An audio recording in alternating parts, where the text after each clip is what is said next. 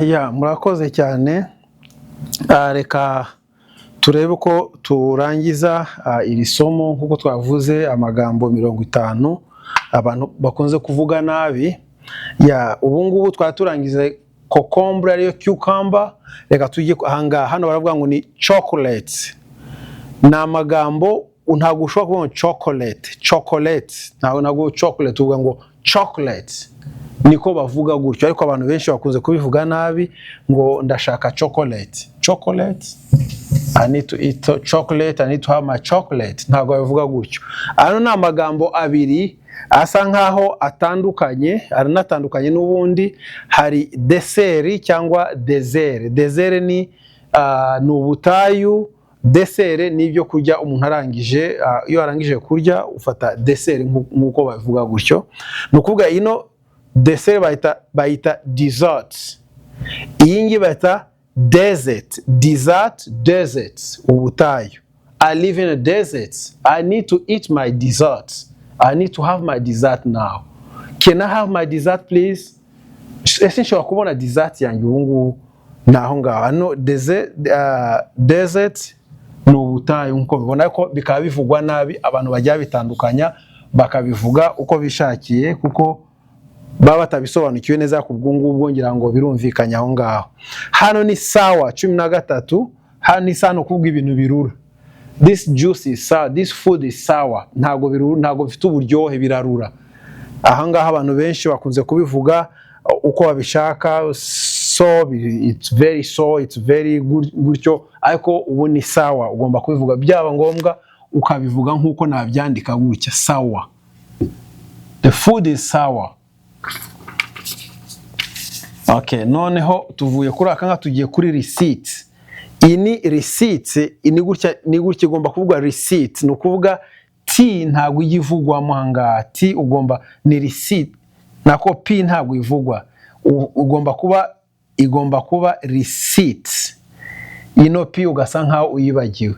Uyo wagiye guhaha ibintu kugura ipantaro, umwenda cyangwa ibyo kurya ibyo ari byose bavuga I need my receipt. Can I have my receipt please? Ese ushobora kumpa na receipt yanjye? Ushobora kumpa facture yanjye? Niyo bita receipt iyo ngiyo. Hari ababenshi bavuga ni receipt ntago bivugwa gutyo. Ni ijambo nayo abantu bakunze kuvuga nabi. Irindi ni debt. Abantu benshi bakuvuga ngo you have my debt, you have my $20 debt. Ntago ari gutyo bivuga you have my debt. Bavuga debt, ideni. Can you pay my debt? Ushobora kunyishura amafaranga. Can you pay my debt today? Ese uno munsi ushobora kunyishura ideni ryanjye? Do you remember you have my debt? Ese uribuka ufite ideni ryanjye? Yes, I know I have your debt. Debt ntago debt. Abantu bajya bikora babivuga nabahangaha. Ikindi hanga ni mortgage. Ideni iyo ryabaye ideni ry'inzu ntago bavuga ngo I have a debt of $20,000 on my house. Uravuga ngo I have a mortgage of $20,000 wenda n'urugero. Mortgage mpamvu twashiranga nuko ino T ntago igivugo. Nuvuga uramutse uvuze gutyo bavuga ngo mortgage. Abantu benshi bakunze kubona mortgage niyo mpamvu nashize hanga. Ntago bajya bavuga ngo mortgage, bavuga ngo mortgage ni ideni ry'inzu. Ushobora kuvuga ngo I have paid my mortgage. Narishyuye ideni ryanjye ry'inzu. Nukuvuga inzu ni yanjye narayishyuye. I have already paid. I have paid in full.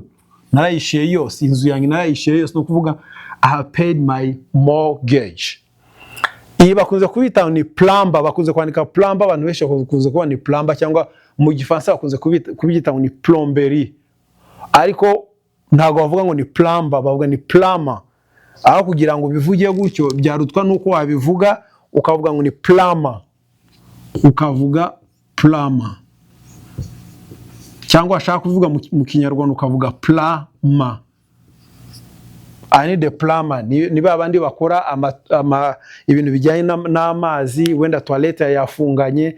So I need a plumber for my bathroom. My sink is clogged out. My sink, the water is leaking in my sink. Amazi muri sink yanjye ari kumeneka. Ndashaka plumber uza kubikora. Ntago wavuga ngo I need a plumber. Oya ntago uvuga plumber. 17 baravuga ni climb, kurira. Ntago bavuga ngo climb. I will climb a tree. I will climb a tree. I will climb a tree. I will climb a tree. Ntago bavuga climb, ni climb a tree. Climb, kurira. Ntago ari climb. Ikindi ahangaha barakwereka hano hari icyo bita thumb. Bandika ngo thumb, urutoki rwa mbere, urunguru ni thumb. Niko bayanditse gutyo, ariko bata thumb. Thumb. Ntabwo ari thumb. Akanyuma ni akanga kabavuga ni comb. Banditse ni comb ariko ntabwo ari comb, ni comb. Ni igisokozo. I need to comb my hair. Can I get a comb? I lost my comb. Nukuba natakaje igisokozo. Ushobora kubona igisokozo ugira nisokoze. Ndashaka kwisokoza. I need to comb my hair. I need to comb my hair. Niko bavuga gutyo. Murakoze cyane. Ibindi tuzareba uko ibindi bibazo tugeze kwa 20, ibindi tuzabikora ikindi gihe. Murakoze cyane. Mukuri kino video kandi mushobora kwiha nabandi kugira ngo bashobore kumenya amakosa bajya bakora kugira ngo bashobore kubikosora.